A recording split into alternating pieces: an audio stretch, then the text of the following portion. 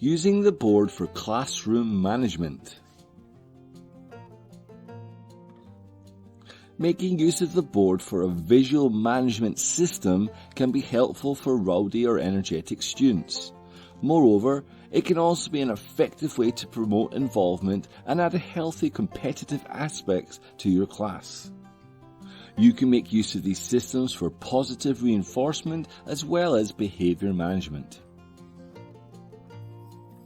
Here at the bottom you can see some different examples of how I use the board in different classes, different levels for behaviour management and positive reinforcement.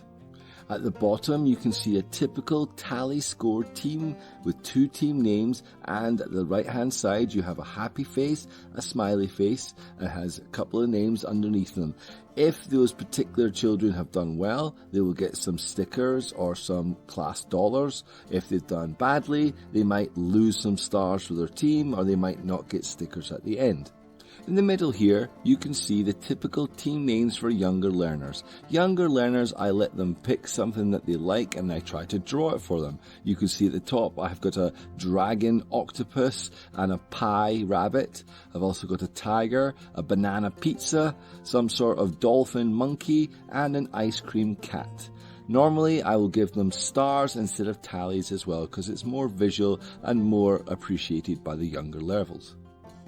And then finally on the right hand side here you can see some names with stars next to them. This is a typical tally system for younger learners, especially when you're getting to know the class for the first few times. This will help you remember their names, and it will help you understand who is weaker, who is stronger, who is maybe a little disruptive, and who is quieter. Finally, we've got some personal board setup examples for you. So here are some examples of some of my better board setups. These are not perfect by any means, and certainly my writing is not the neatest, and there are parts which could be improved. But I hope it can give you guys a good example of some of the ways that you can set up your boards for class. The first one here is about best friends. You can see I've clearly labelled the topic. Right in the middle, the sentence is, a best friend is, then with an adjective, and then a best friend can, with a verb. As well as this, I've made a left-hand section for some brainstorming about best friends. Best friends are fun, best friends are talkative, best friends are friendly. And then at the right-hand side, I've made a space for adjectives and verbs and let them brainstorm some ideas for that. I've also made a space down at the bottom for tic-tac-toe with magnets. This way we can practice the sentences and they can have fun with the game as well. In this next one, it's very clear. The sentence structure is, would you like to? And then there's a list of options. Would you like to eat a cake? Would you like to hop in the park? I have let the students give me the suggestions, and then we have created this table based on their own ideas. You see I've included space for the team names at the top and for the behaviour management system at the right hand side. Finally, I wanted to show you guys one of my younger learner boards. This is for the age group of around 4, 5, 6 years old. We are working on feelings. I feel happy, angry, sleepy, sad and excited.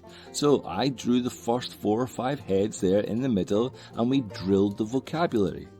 After that, I drew extra faces for them all and they got to come out, write their name and draw how they feel in the face. This is a really interactive and nice and fun activity that everybody enjoys.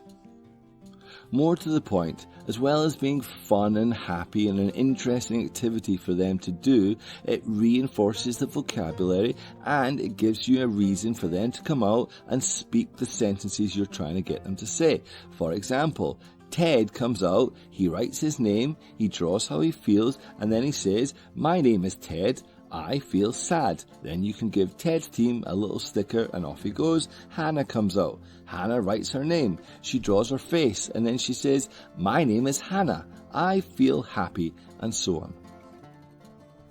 To save a little bit of time, you can have them out in 2s or 3s, and then even later on you can make it more fun by having a relay race or an individual race or a listening race, whatever you decide.